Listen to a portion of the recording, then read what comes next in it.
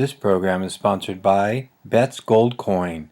Join us for family-friendly dining. Hello folks, this is Marshal Long, District 3 Supervisor for Mariposa County, and I am welcoming you to Mariposa County Update. We're going to be talking about the July 28th Mariposa County Board of Supervisors meeting and a little bit about what's coming up next week at next week's meeting on the draft agenda. Again, for your information, the minutes and agendas are always available on mariposacounty.org. You can go on the main website. You can click on Board of Supervisors, click on agendas and minutes, and you can access the minutes. You can download Silverlight so you can actually listen to the board meeting while it's going on Tuesday, starting at 9 o'clock in the morning. Or you can go through the archives and find information on those minutes and past agendas. We'll start out today looking at the meeting that happened yesterday, July 28th. It wasn't a very long meeting. Supervisor Jones was excused. Some of the highlights of that meeting, we did adopt a resolution affirming Mariposa County's support for law enforcement's efforts at the national, state, and local levels to identify and care for minor victims of sex trafficking and prosecute the perpetrators regardless of location. And that's a problem not only in cities but also in the rural areas. And it seems to be the biggest problem is children coming out of the foster care system. So we need to look at really helping those youngsters out when they turn 18, because you can't just throw somebody out the door. You've got to give them support services. And I know that our Health and Human Services Department is working on that with programs to help those who are coming out of the that system and becoming adults, and they need help to learn how to live out here in the real world. Other actions that took place on the regular agenda, we received an update on our dry well program that has been going on here in Mariposa County through the California Disaster Assistance Act. We have a number of people participating who are getting free water. Several have gotten tanks installed. There are several who just had a problem with their pump or their wiring to their pump or their plumbing, and were assisted in that way to get their systems back online. But if you do have a problem with your well, please call the Environmental Health Department. They are in the phone book. If you have a dry well or experiencing water shortages, they'll come out, take a look, and see what they can do to help you out. Something interesting that came up, we had to pass an ordinance creating a expedited, streamlined permitting process for small residential rooftop solar systems. And our building director came in and talked about it. We really don't need it in Mariposa County because our turnaround is about 3 days on those programs, getting solar systems approved for your housing. But it's something that the state legislature passed. Apparently there were some problems in other counties that there were delays, and so the state legislature bypassed the building code and legislated that everybody had to hurry up with this program. But it's not a problem here in Mariposa County. Also, we held a public hearing in regard to delinquent fees for water bills throughout the county, and those will be added to the appropriate property tax rolls for collection. Folks, if you got a water bill that's past due, please get the money in. We don't want to have to go after you in a delinquent state. Under the Community Service Area 1M in Don Pedro, we did award a new lease for grazing on property that Mariposa County owns down in the Don Pedro subdivision, basically doubling the amount of money we received from that lease. And that's really the main thing that happened yesterday, the 28th. Coming up on August 4th meeting on CA 11. Now again, remember this is a draft agenda. It isn't approved, and the agendas do come out on Thursday at 1 o'clock or maybe a little bit later, but those are the agendas that we follow. But this is a draft agenda. These items may be pulled, but they will probably be dealt with this coming meeting or a following meeting. Up in the North County, awarding a bid for the reconstruction of Dogtown Road Bridge and Bondurant Road Bridge. They just finished rehabbing those roads, and now they're going to rehab the bridges up there, which will definitely help on traffic on those two roads. And we're also accepting as complete the work on Bondurant Mine, Dogtown, and Schilling roads. Also coming up is going to be a discussion again down in Lake Don Pedro for Service Area 1M regarding enactment of indemnification insurance clause for the Mariposa County pedestrian and equestrian trail systems. That's been a continuing issue down there as to whether the county should indemnify folks who use those trails. And also a free structure in that same area in regard to fire protection and how much they pay for fire protection on their parcels. And the last item coming up, oh, excuse me, there's more than one. Approve a reorganization of the Public Works Department. Now, this has been a long time coming, folks. We do have a new Public Works Director, and he's coming in. He's doing an excellent job. There's been some problems there that have existed for years that are going to be dealt with. We're reorganizing that department to make it more efficient and be able to get the work done. They are a public service organization. They provide services to the public. These changes are going to make it a much more efficient government operation. Well, that's it on the agendas. I want to introduce my guest today. I've asked in Thomas Cook. He is the district attorney for Mariposa County. Thank you for coming in, Tom. Well, thank you for inviting me, Marshal. You're welcome. I'm really glad to have you here. You haven't been here a real long time as our district attorney. What, 2 years now, Tom? I was appointed, I think, in 2013, and then when Bob decided to retire, Bob Brown, and then I was reelected last year, or elected last year. Right. And where'd you come from? Well, I've been involved in criminal law since 1979. I spent 24 years as a prosecutor in Merced County. I tried a lot of very serious cases there. I was a senior trial attorney, and when I retired, I moved up to Mariposa, took a job up here on the Indigent Defense Council for a while, and then was lucky enough to get the job as your district attorney. So yeah. Lots of experience. Yeah, well, we certainly appreciate you being here because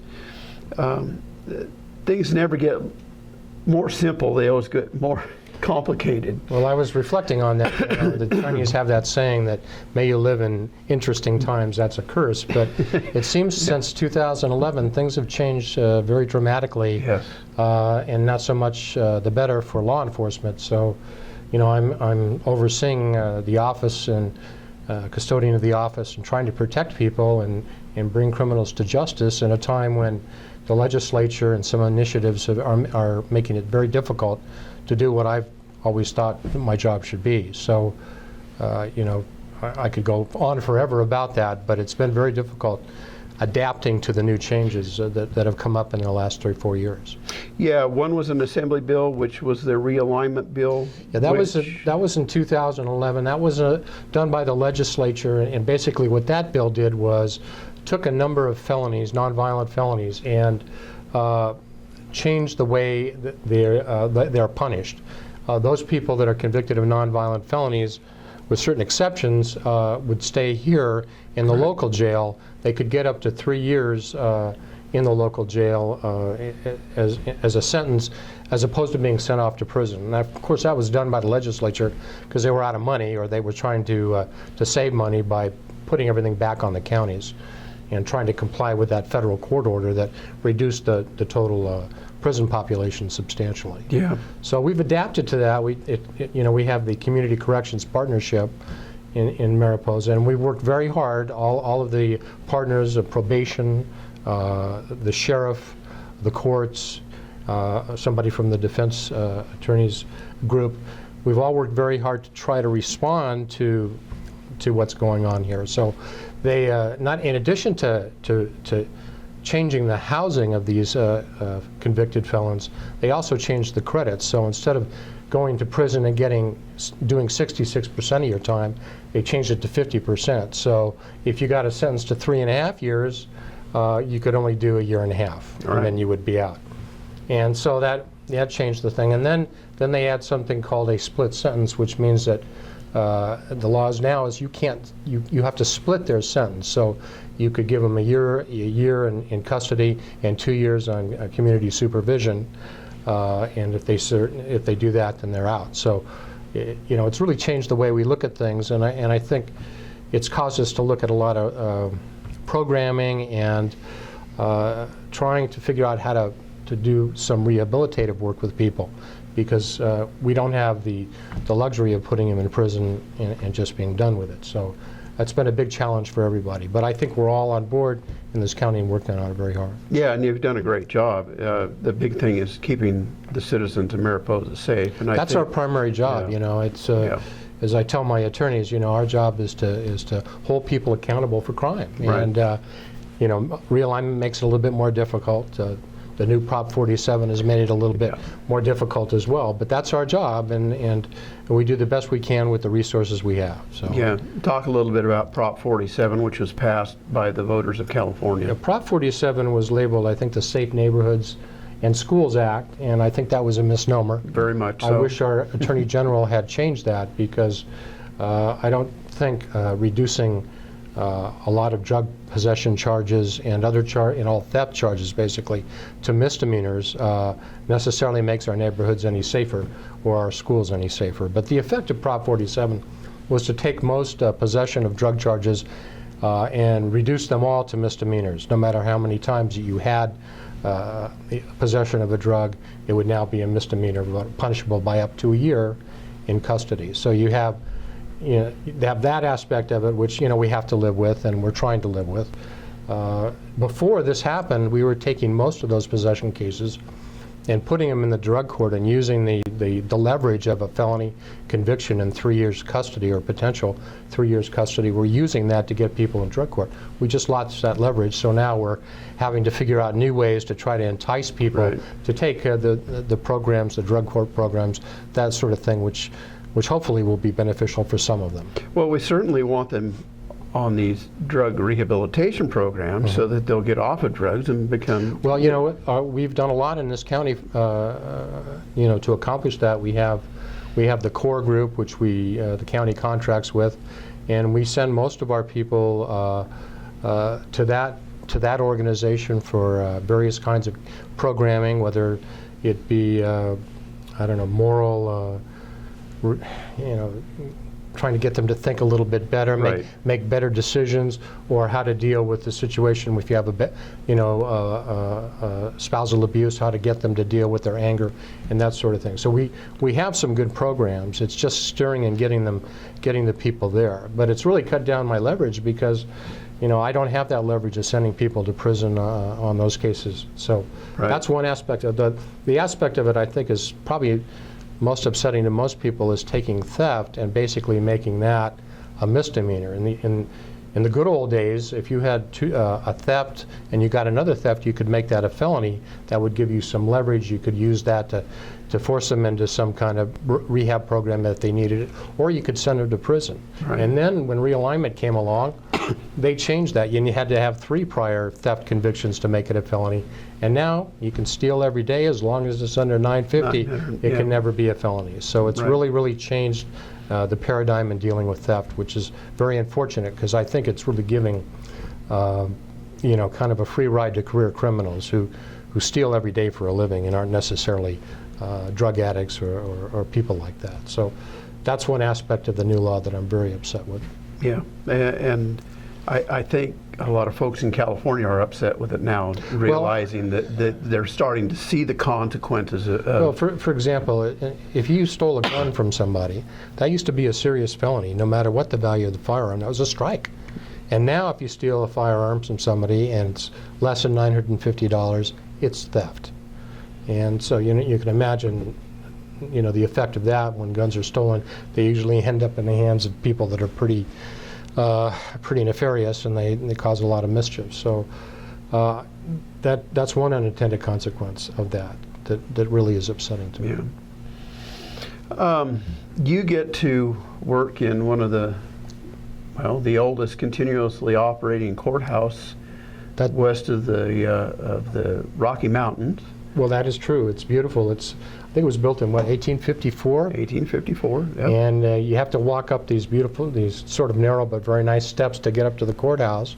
And you walk in there and you see these almost looking like church pews angling down towards the judge's bench with an old wood stove sitting there, and it's just a beautiful place to practice law. So we're pretty excited about it. It looks, it looks old, but actually it has coax cable in there. It has Wi-Fi in there.